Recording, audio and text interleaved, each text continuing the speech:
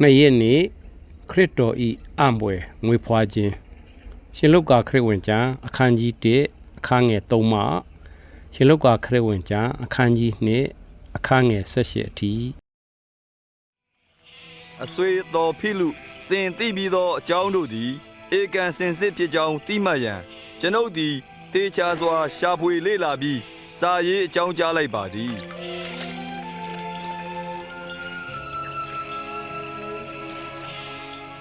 ယောမဧကရိ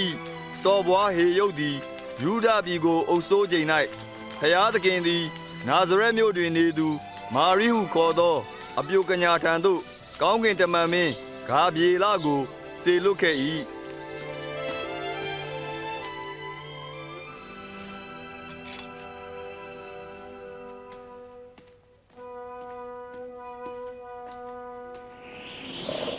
မာကြီးမစိုးရိမ်နှင့်တင်သည်ဖျားတကူတို့ဖြင့်ကိုယ်ဝန်ဆောင်၍သားယောက်ျားကိုဖွားမြင်လိမ့်မည်ထိုသားကိုယေရှုဟုအမည်ပေးပါ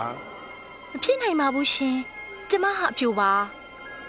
ထိုသားသည်ကြီးမြတ်သူဖြစ်၍ဖျားသခင်သားတဟုအခေါ်ခံရလိမ့်မည်သူ၏နိုင်ငံသည်အစဉ်ထာဝရတည်လိမ့်မည်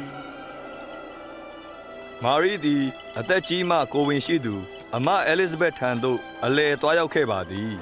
အဲလစ်ဇဘက်မာရိညီမလေးမာရိ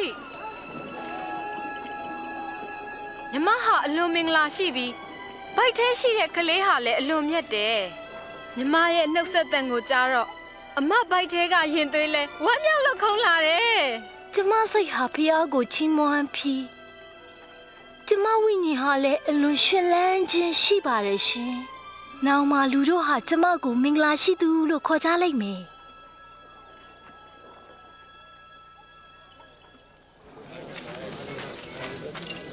ယောမဧကိဘီရင်အောဂုတ်ကျွီအမိန်တော်မှာနိုင်ငံလုံးသကောင်စည်းသွင်းရန်မိမိတို့ဝေဖွားရာဖြစ်သောမြို့ရွာအသီးသီးတို့ပြန်သွားကြပြီးမြည်စည်းများကိုတွင်းရမည်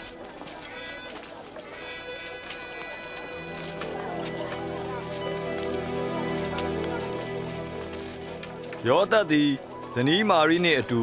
ယူဒပြည်ဗက်လင်မြို့သို့တွားလေ၏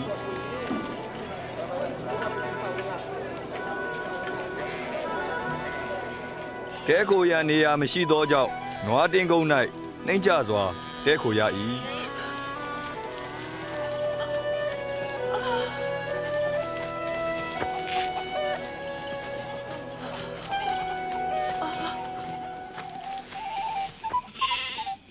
ညအခါ၌တိုးရင်းများသည်တိုးများကိုထိန်းနေစဉ်ထာဝရဘုရား၏ကောင်းကင်တမန်သည်ဘုန်းတော်ရောင်ကြီးထွန်းတောက်ခြင်းနှင့်ပေါ်လာပြီး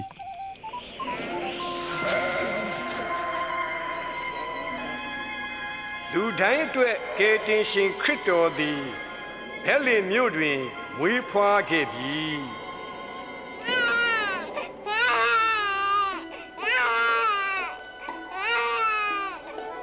တိုးရင်းတို့သည်နွားစကွဲ၌ရှိသောသူငယ်ကိုဖူးမြော်၍ကယ်တင်ရှင်ယေရှုမွေးဖွားခြင်းကိုမြို့ရွာနှံ့ပြောကြ၏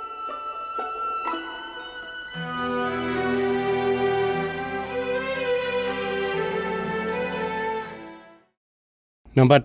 1အပြိုစင်မာရိသည်အတုယူထိုက်သောပုံသစ်သည်မြည်သူဖြစ်သည်နံပါတ်2သိုးထိန်းများကမြည်ကဲ့သို့တုံ့ပြန်ကြသည်နံပါတ်3ဖျားသခင်ဤနှုတ်ကပတ်တော်ကိုကြားသောအခါကျွန်တော်ဘယ်လိုတုံ့ပြန်မည်နည်း